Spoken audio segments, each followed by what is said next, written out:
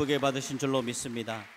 이 시간 담임 목사님께서 믿음과 행함이라는 제목으로 말씀 선포하실 때 많은 은혜 받으시길 바랍니다. 네, 할렐루야. 네, 3부 예배 오신 여러분 한 분 한 분을 주의 이름으로 축복합니다. 보혈로 다 재시습을 받았는지 우리 시온성가대가 오늘 은혜가 충만합니다. 아주 걱정 근심 하나도 없는 사람들, 정말 아주 천국의 소망을 가지고 구원받은 기쁨을 노래해서 얼마나 제가 마음이 좋은지 모르겠습니다. 네, 한번 시온성가대 박수로 한번 격려해 주시기 바랍니다. 할렐루야. 네, 옆 사람과 함께 기쁘게 인사하겠습니다. 오늘도 하나님의 음성을 들읍시다.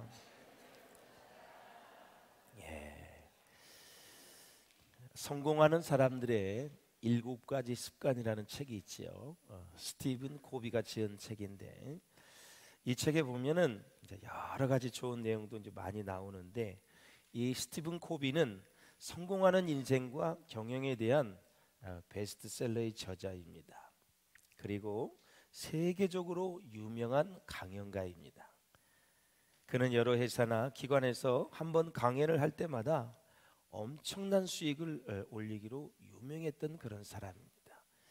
실제로 그의 강연을 듣고 많은 사람이 회사나 또 자기 인생에서 성공하게 되었고 경영의 핵심 가치를 터득하게 되었다라는 거죠. 그러던 어느 날 그가 불의의 사고로 죽음을 맞이하게 되었습니다.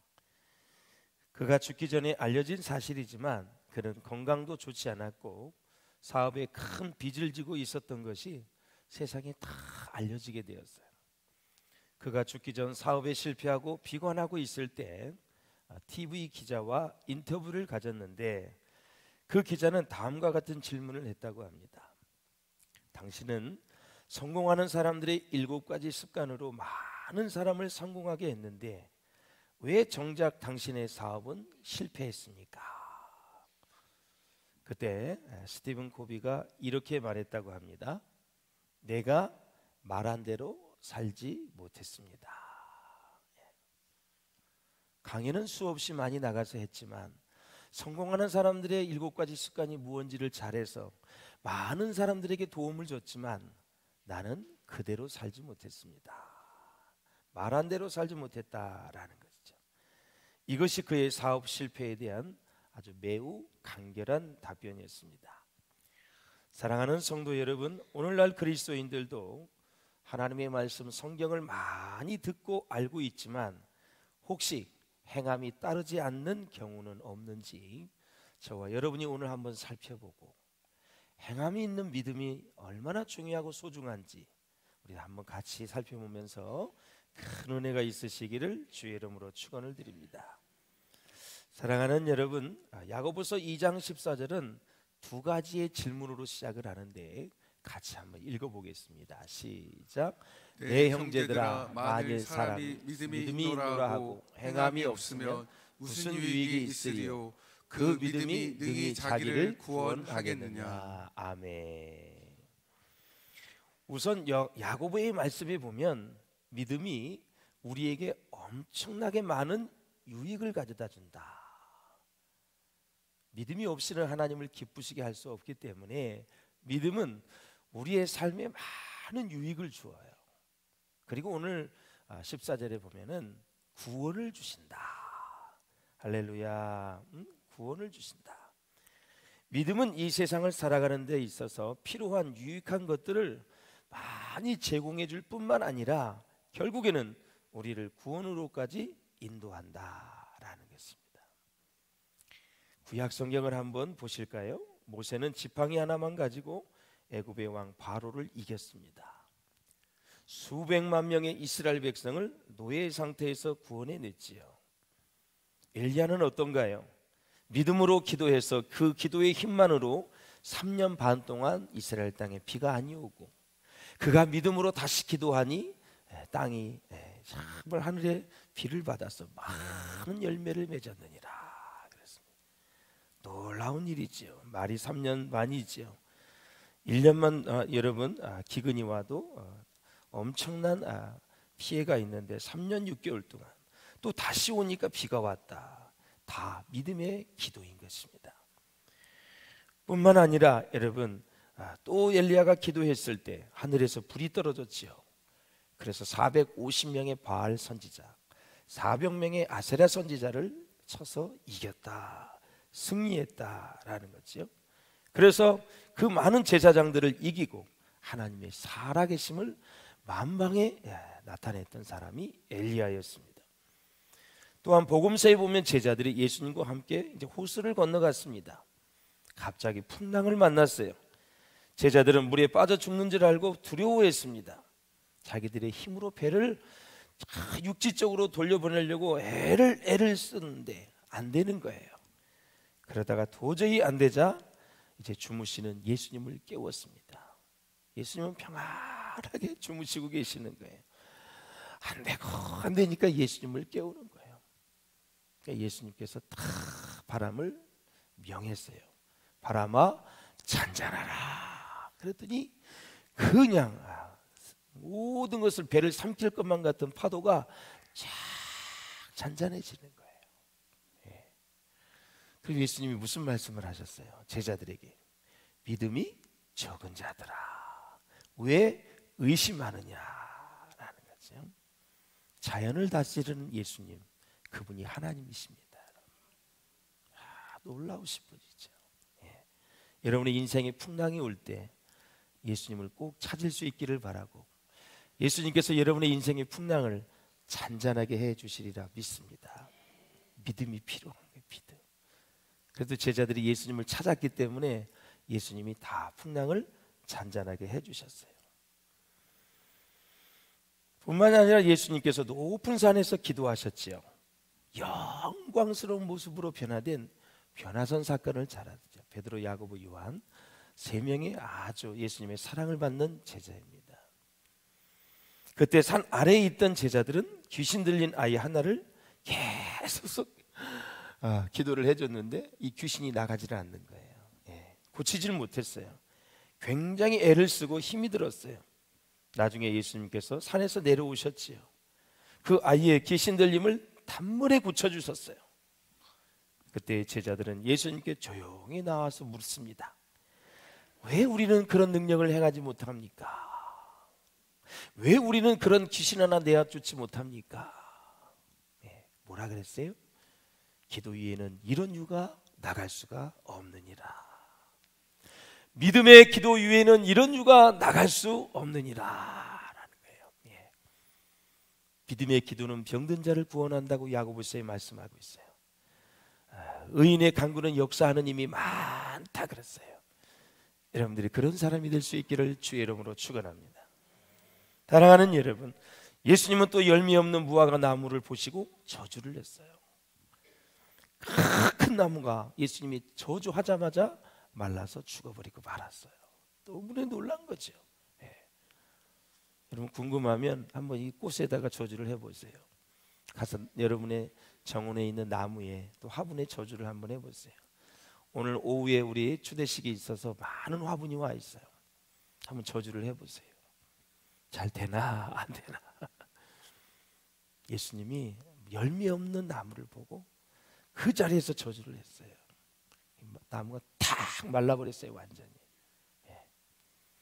홍해바다에 그 기적을 이루셔서 그 바다 밑을 단숨에 다 마르게 해서 이스라엘 백성을 건너가게 하신 분이 하나님이신 줄로 믿습니다.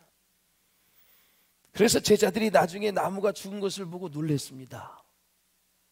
그래서 예수님께서 제자들에게 뭐라 그랬어요? 너희가 믿음이 있고 의심치 아니하면 산이 들려서 바다에 빠지라 해도 그렇게 될 것이다. 믿음이 없음을 계속 책망하고 있는 것을 볼 수 있어요. 본문의 말씀은 믿는다고 하면서 행함이 없는 신앙에 대해서 말씀하고 있습니다. 우리는 믿음에 대해서 생각할 볼 것이 참 여러 가지가 있는데 이런 케이스도 있죠. 어떤 사람은 그래요. 아유, 믿음이 중요하지 뭐 행함은 필요 없어. 믿음만 있으면 돼. 그렇게 말하는 사람이 있어요. 사랑하는 여러분, 안 됩니다. 그렇게 하시면 안 돼요. 또 어떤 사람은 믿음 없이 행함만을 강조하는 것도 이게 잘못된 거죠. 여러분, 행함만 강조하다 보면 어떤 현상이 나오는지 아세요? 자칫 잘못하면 인본주의에 빠져요. 그리고 나중에 공로주의에 치우치게 된다. 나중에 여러분, 바리새인들이 어떻게 됐어요? 계속해서 안식일을 지켜라, 안식일을 해야지 말아야 될 것들, 그 다음에 11조의 규례 자기들끼리 계명을 만들어 놨어요. 그래서 그것을 지키면 믿음이 되게 좋은 거로 뽐내고 다녔어요. 그래서 여러분, 믿음이 없고 행함만 있는 모든 행위는 나중에 인본주의. 여러분, 믿음의 대상이 누구예요? 하나님이잖아요. 하나님 없이 계속 율법만 지키려고 하는 거예요. 그것만 지켜내면 자기가 최고라고 생각을 하는 거예요.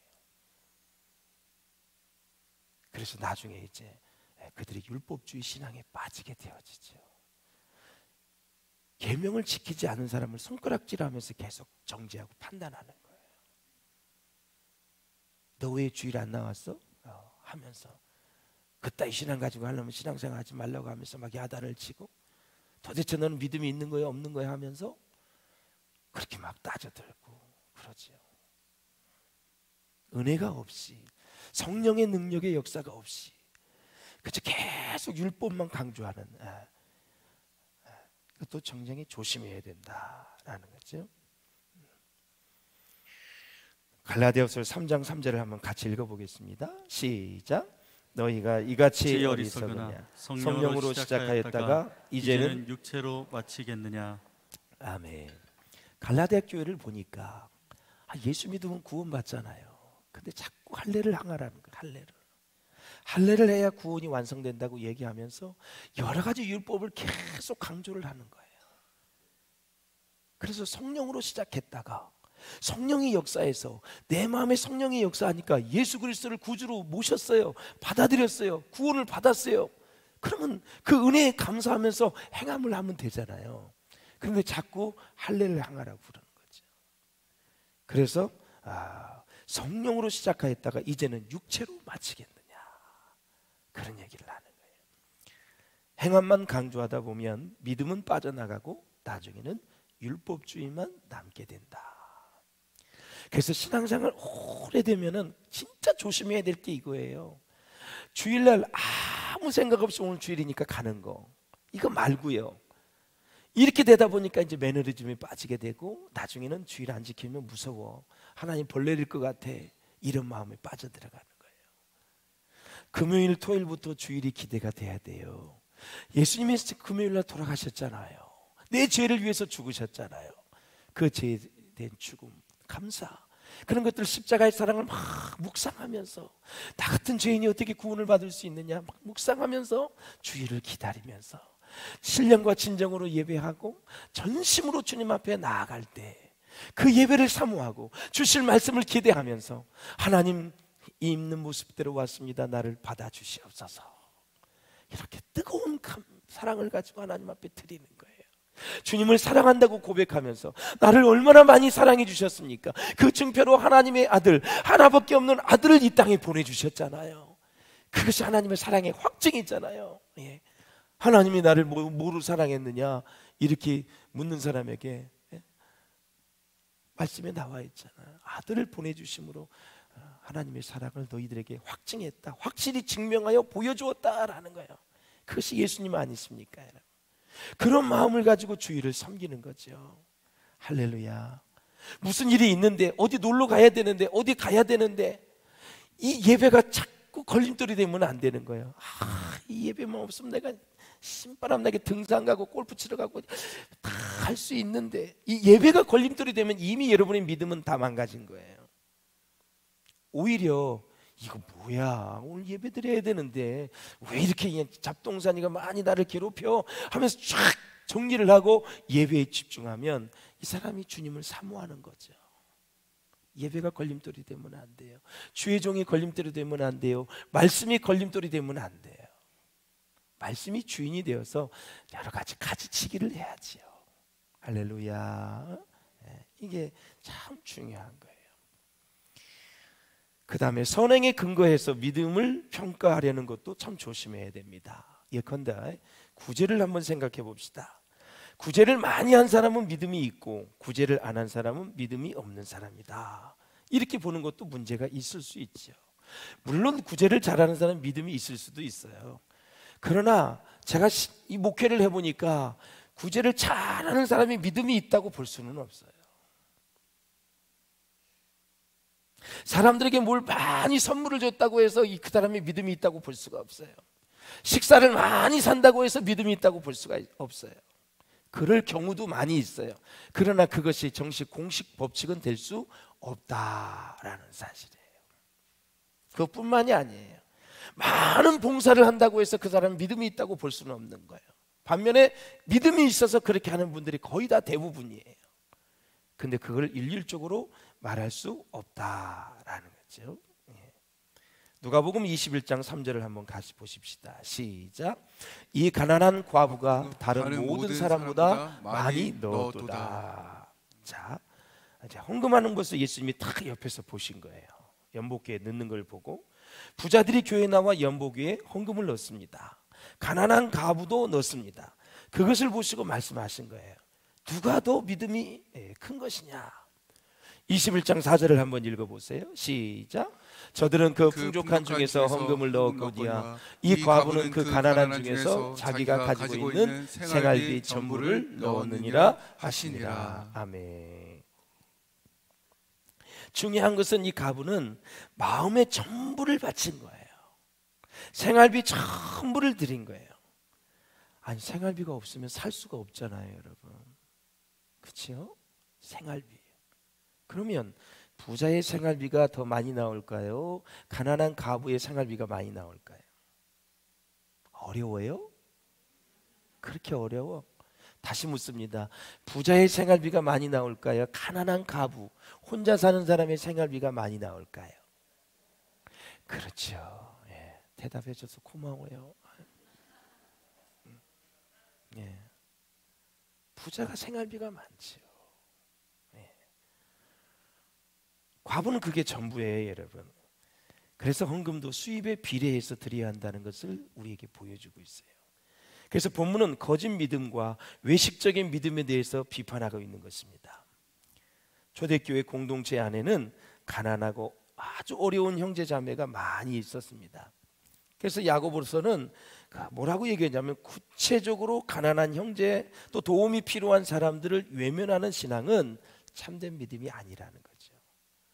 그래서 우리가 지난번에 보았던 야고보서 1장에서는 사람을 차별하지 말라고 그랬어요. 가난한 사람을. 그런데 2장에 와서는 이제는 차별을 하지 말라는 것을 넘어서 그 가난한 사람을 도와주라. 행함을 얘기하고 있는 거예요. 영적으로 우리가 하나님이 주신 피조물을 차별하는 건 죄라고 말씀을 드렸어요. 그게 믿음이에요. 차별하지 않는 사람이 좋은 믿음을 갖고 있는 거예요. 교회 와서 거룩하게 기도하고 막 봉사도 하고 물질도 많이 들으면서 사람을 차별하는 사람은 인격이 변화되지 않는 거죠. 성령님의 성품이 우리의 인격이 될 수 있기를 주의 이름으로 축복합니다. 할렐루야. 예. 차별하면 안 되는 거죠. 예. 차별을 하면 가시돋친 말이 나갈 수밖에 없고 굉장히 상처가 되는 말이 나갈 수밖에 없어요. 그래서 사람이 이 내면을 잘 갖고 해야 돼. 내면, 이 마음을. 예. 마음이 이쁜 사람이 고운 말을 하게 되어 있는 거예요. 그렇죠, 여러분? 마음이 이뻐야 되는 거예요. 그 마음이 이쁘려면 성령이 내 안에서 역사하셔야 돼요. 추잡하고 더러운 것들을 다 씻어내고 쓰레기 같은 것들 다 뽑아내서 정말 예쁜 마음이 돼야 돼요. 그런 마음이 될 수 있기를 주의 이름으로 축원합니다. 예. 할렐루야. 자, 성경에 보면 한 부자 청년과 백부장을 우리에게 소개하고 있는데 이 두 사람 다 믿음을 갖기를 원했어요. 영생의 소유자가 되기를 원했는데 예수님은 뭐라 그러냐면 부자 청년에게 계명을 지켰느냐 하고 물어봤어요. 이 청년은 믿음이 좋아서 계명을 어려서부터 다 지켰다고 얘기했어요. 너무 자신만만하게 믿음이 좋아서 다 얘기를 한 거예요. 예수님 말씀하신 거 제가 다 지켰거든요. 아주 자신만만하게 얘기했어요. 그런데 예수님께서는 모든 것을 다 팔아 가난한 사람에게 주고 나를 쫓으라 말씀하셨어요. 계명을 지킨 건 믿음이고 가난한 자에게 주기 위해서는 팔아야 돼요. 그것은 행함의 문제예요. 이 부자 청년은 행함에서 실격했어요. 예수님을 보아서 좋은 면접이에요. 회사를 들어가면 면접하지 않습니까? 예수님의 제자가 되는, 예수님의 사도가 될 수 있는 중요한 면접이었었어요. 이 부자 청년은 물질의 문제에서 도중하차였어요. 구원도 못 받았어요. 여러분 잘 들으세요. 예수님이 이 부자 청년에게 너의 재산의 100분의 1만 드려라, 팔아라 그러면 제가 보기엔 했을 것 같아. 그런데 전부를 다 팔아라 그랬어요. 그러니까 아이고 그거 어떻게 하지, 이거 큰일 났다 이거. 아이고 집안에 있는 금괴, 주식, 채권, 부동산, 땅, 건물, 회사까지 그거 다 팔아야 되나? 이거 저분이 정신 나간 사람이구나 보니까. 대단한 사람으로 예수님이 보였다가 이상한 사람으로 보이기 시작한 거예요. 못 받아들이는 거죠. 그런데 여러분, 예수님은 부자 청년의 100분의 1의 재산이나 그 사람의 전부나 그 사람 하나님 입장에서 똑같은 거예요. 이해가 되세요? 우리 입장에서는 100분의 1과 전부가 많이 차이 나는 것 같지만 예수님은 만유의 주가 되신 분이에요. 이 세상을 다 다스리는 분이고 이 세상에 다 모든 것이 주님 것이에요. 그걸 믿습니까 여러분? 부자 청년은 이걸 놓쳤어요. 그러니까 하나님이 보는 관점으로 봐야 되는데 물질을 그냥 자기가 소유한 것만 가지고 이렇게 생각을 한 거예요. 주님 보시기에는 다 거기서 거기에요. 10원이나 100조나 주님 보시기엔 똑같은 거예요.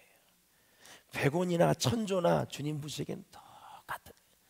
중요한 것은 주님께서는 우리의 마음을 받으시기를 원하는 거예요. 그리고 우리를 불러서 구원해 주시기를 원하는 거예요. 우리를 쓰시기를 원하시는 거예요. 복음을 위해, 하나님의 나라를 위해, 교회를 위해서 하나님은 우리를 정말 쓰시고 싶어 해요.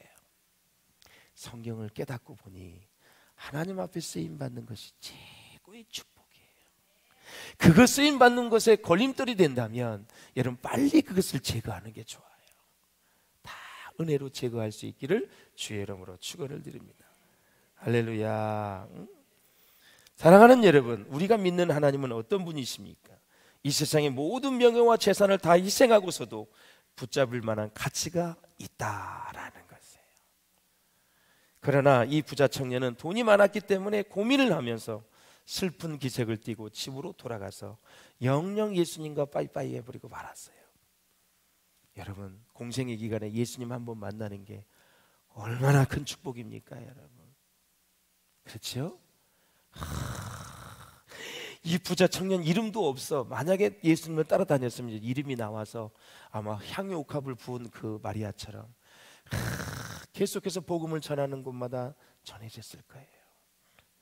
근데 여기에서 끝. 더 이상 믿음의 진전이 없어요. 여러분, 예수님은 여러분에게 다가오실 때 단 어떤 것이라도 걸림돌이 없기를 주의 이름으로 축복합니다. 다 내려놓을 수 있는 자세로 주님을 따라간다면, 주님의 제자가 된다면 얼마나 행복한 인생입니까? 그는 결국 그 위대한 구원의 기회조차 다 상실하고 말았다라는 것입니다. 사랑하는 여러분, 이 세상에서도 잘 살고 천국에서도 이렇게 천국에도 들어가려고 하는 이 두 양다리 걸치는 거 안 됩니다. 여러분. 이 부자 청년은 이 세상에서도 잘 살고 그리고 인정도 받고 모든 것을 다 가지려고 했어요. 그게 쉽지 않는 거예요. 예. 사랑하는 여러분, 우리에게 주신 기회, 세월을 아끼라 때가 악하니라 그랬어요. 그 세월은 기회를 말하는 거예요. 기회. 내가 쓰임받을 기회, 구원받을 기회, 헌신할 기회, 그리고 봉사할 기회, 얼마나 감사할지 몰라요. 이 오케스트라도요, 나이 먹으면 못해. 힘이 없어. 제가 이전교에서 보니까 예전에 잘 악기 다뤘던 많아. 60 넘어가니까 아유 힘들어서 못하겠다. 특히 트럼펫 같은 거 이렇게 해야 되는데 안 돼. 다 때가 있는 거예요. 현악기도 손이 떨려서 못 하겠대 이게. 진짜예요. 악기가 그대로 있어 쓸 수가 없어. 정상적일 때 쓰임 받는 게 축복이에요. 아니 하나만 건드려야 되는데 이거 흔들리다가 두 개 건드리면 안 되잖아. 다 때가 있는 거예요. 때가. 기회가 올 때 잘 잡을 수 있기를 주의 이름으로 축원합니다. 그 다음에 이제 우리가 백부장을 한번 생각해 보세요. 당시 로마 사람은 유대인을 아주 깔보고 무시했어요. 근데 백부장은 예수님의 이 소식과 그분이 행한 기적과 표적을 많이 보았어요. 그분은 전능하신 하나님의 아들이라는 것을 믿었어요. 근데 자기 하인이 병이 들은 거예요. 참 마음이 착한 사람이야. 하인이 병 들은 거 가지고 자기 문제인 것처럼 생각하고 예수님께 사람을 보내서 예수님을 막 초청을 해가지고 하인 병을 낫게 해주려고 하는 거예요. 이게 참 아름다운 모습이에요, 여러분. 어떤 이런 분이 있어요. 신앙생활 하다 보니까 자기는 안 아프고 다른 사람 아프면 막 열사적으로 담임 목사님한테 데리고 온 사람이 있어요. 이 사람이 아픈데 기도해 주라고. 어느 때는 막 피곤할 때가 있어요. 막 몇 사람을 데리고 올 때는 막 부담이 될 때도 있어요.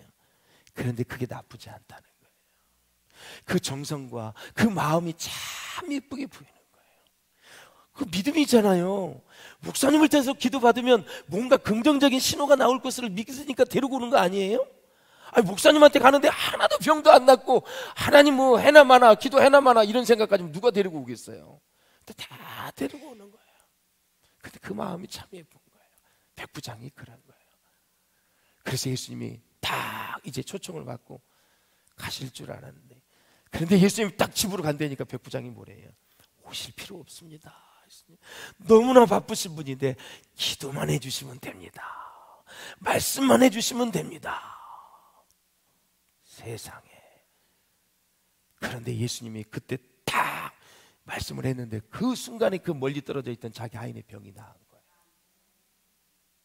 돌아가서 보니까 예수님이 말씀한 시간과 하인이 병 나은 시간이 똑같은 거예요. 그래서 예수님 마지막 이 말이 중요한 거잖아요. 이스라엘에 이만한 믿음을 가진 자를 본 적이 없다. 이렇게 축복을 해주시는 거예요. 그러니까 시 공간을 초월해서 역사하시는 거죠. 우리 자녀들이 미국에 있다 할지라도, 친척이 미국에 아프리카에 있다 할지라도 여기서 기도만 하면 시 공간을 초월해서 역사하시는 분이 하나님이신 거죠. 이 사실을 믿으면 중보기도가 드러날 수밖에 없어요. 여러분, 떨어져 있어도 우리가 여기서 기도하면 그 하나님께서는 기도를 들으시고 역사하시는 거예요. 기도의 전파를 딱 쏘면 하나님은 이쪽으로 또 역사하는 거예요. 할렐루야. 네. 놀라우시 하나님은 전지전능하시기 때문에 가능해요. 저는 이 백부장의 이 치유의 사건을 보고 신학교 때 은혜를 많이 받았어요. 공부할 때. 시 공간을 초월해서 하나님 역사하시는구나. 떨어져서 기도해도 하나님이 이렇게 역사하시는구나. 오늘부터 여러분, 공간에선 떨어져 있지만 멀리 있는 분들 열심히 기도해 줄 수 있기를 주의 이름으로 축원합니다. 믿음에는 세 가지 요소가 있어요. 이제 아브라함의 믿음이 이제 설명을 하려고 제가 설명을 드리겠습니다. 첫째, 노티티아라는 게 있어요. 이게 이제 지적인 요소인데 믿고 나서 비로소 알게 되는 것이에요. 알게 되는 거예요. 두 번째는 아센수스라는 정적인 요소가 있어요. 믿기 때문에 마음이 평안하고 안정될 수 있는 그러한 상황. 그 다음에 이제 세 번째, 피두키아라는 단어, 의지적인 요소가 있어요. 믿기 때문에 힘을 낼 수 있고 행동할 수 있는 것이다. 이렇게만 말하면 여러분 이제 무슨 이야기인지 잘 모를 거예요. 자, 우리가 이성적으로 이해가 가지 않을 때가 있습니다. 합리적인 면에서 봐도 이해가 되지 않습니다. 그럴 때는 마지막으로 의지적으로 결단을 내려야 할 때가 있어요. 그 이제 증거를 가지고 아브라함을 설명을 할게 잘 들으세요. 히브리서 11장 8절을 먼저 읽어보세요. 시작. 믿음으로 아브라함은 부르심을 받았을 때에 순종하여 장래의 유업으로 받을 땅에 나아갈새 갈 바를 알지 못하고 나아갔으며. 아멘. 갈 바를 알지 못하면서도 순종합니다. 어디로 가라는 건지, 동쪽인지 서쪽인지 말씀을 안 하세요. 방향 지시도 없어요. 그냥 떠나라는 것입니다. 그래서 아브라함은 떠납니다. 떠나라 하셨을 때, 예하고 순종해서 떠나라고 했을 때 가보았더니 하나님이 여기다 이렇게 가르쳐 주시는 거예요. 일단 순종한 다음에, 이게 중요한 거예요, 아브라함에게 있어서. 그것이 바로 아브라함의 믿음이었는데, 또 실수가 많은 아브라함이었지만 일단 순종을 했습니다. 말씀하시는 대로 따르는 믿음이었습니다. 또 아들을 준다고 말씀하셨습니다. 그런데 10년을 기다려도 아들이 없어요. 편법을 쓰시죠. 하나님께서 주신 방법이 아닙니다. 하갈을 데려오니까 이스마엘이 나왔어요. 이건 하나님 방법이 아니었어요. 그러니까 속을 새기는 거죠. 말씀하시는 대로 따르는 믿음이었습니다. 자, 그 다음에 이제 사라가 이제 단산한 지 오래예요. 이제 경수가 끊어졌어요. 90세가 다 되어 갑니다. 모든 생물학적 조건을 보면 100% 불가능한데 하나님은 말씀하십니다. 나는 엘샤다이, 나는 전능하신 하나님이시다. 나타나셨어요. 인간적인 상식으로는 이해할 수 없습니다. 내 안에 사라에게 아들이 있으리라 했더니 뒷장막에서 들었던 사라가 웃었습니다. 네가 웃었느니라. 아닙니다. 네가 웃었느니라. 네, 웃었습니다. 그래서 이삭이, 이 뜻이 웃음이라는 뜻 아닙니까? 사라가 웃어도 하나님은 사라를 책망하지 않았습니다. 거듭 아들을 주실 거라고 말씀하셨어요. 아브라함이 이것을 믿었다라는 거죠. 로마서 4장 18절에 보면 아브라함이 바랄 수 없는 중에 바라고 믿었으니 100세에도 믿음이 약하여지지 아니하고 하나님의 약속을 의심치 아니하였고 믿음이 견고해져서 약속한 것을 능히 이루실 줄을 확신했다라는 것입니다. 이 믿음을 하나님이 의로 여겨주셨다. 이것이 이제 아브라함의 믿음인데, 마지막입니다. 하나님이 이삭을 바치라고 하십니다. 이삭의 나이가 그때 25세에서 26세였었습니다. 장가가기 전이었어요. 내 아들, 내 사랑하는 독자 이삭을 데리고 모리아산으로 가라는 것입니다. 가서 번제로 드리라는 것입니다. 기가 막힐 일입니다. 참으로 이해하기 어려운 말씀입니다. 어려운 시간이 다가왔습니다. 선택을 해야 돼요. 어찌됐든 드렸습니다. 내가 아브라함에 관한 이 영화를 본 적이 있는데, 아들을 바치는 장면도 보았는데 얼마나 많이 고민하는지 이루 말할 수가 없고 근심했습니다. 이삭을 보면서 계속 눈물을 훔칩니다. 하나님 왜 이러시지? 주시고 나서 또 번제로 드리라니, 이해가 되는 안 되는 표정 잊을 수가 없어요. 그리고 왜 살인을 하라 그러지? 이해가 안 가는 거예요. 그래도 하나님이 주셨으니 하나님이 살려주실 줄로 믿은 거죠. 할렐루야. 아들을 잡으려고 할 때 하나님이 그 아이에게 손을 대지 말라고 다 말씀하십니다. 손을 대지 말라. 이제 내가 하나님을 경외한 줄을 알았다라는 거죠. 하나님이 체크하시는 것이 있습니다. 순종은 순종인데 믿음으로 순종하는지, 하나님을 진짜 사랑하는지, 그걸 보는 거예요. 그래서 제가 여기서 한번 22절을 읽어보고 아브라함의 순종을 한번 설명을 해드리겠습니다. 22절 한번 읽어보세요. 시작. 내가 보거니와 믿음이 그의 행함과 함께 일하고 행함으로 믿음이 온전하게 되었느니라. 믿음이 그의 행함과 함께 일하고 그랬어요. 이게 중요한 단어예요. 이 함께 일하고 무슨 뜻이냐면 헬라어로 수네르게이라는 단어예요. 수는 함께, 네르게이는 일하라, 그런 단어인데 영어의 에너지가 여기서 나온 말입니다. 그래서 수네르게이라는 말은 함께 일하다. 이걸 정리를 하면 이거예요. 믿음이 힘을 주어서 행함이 나타나게 된다는 말씀입니다. 더 쉽게 얘기하면 믿음이 에너지예요. 하나님을 믿는 것입니다. 하나님의 약속을 믿는 것입니다.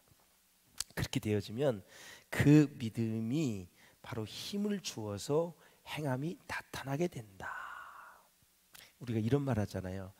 저 사람 믿음은 좋은데 저 사람 행함을 보면 좀 이상해. 그 말이 틀렸다 이거죠. 행함은 믿음에 따라서 행함이 나오는 거기 때문에 믿음 따르고 행함 따르고가 아니다.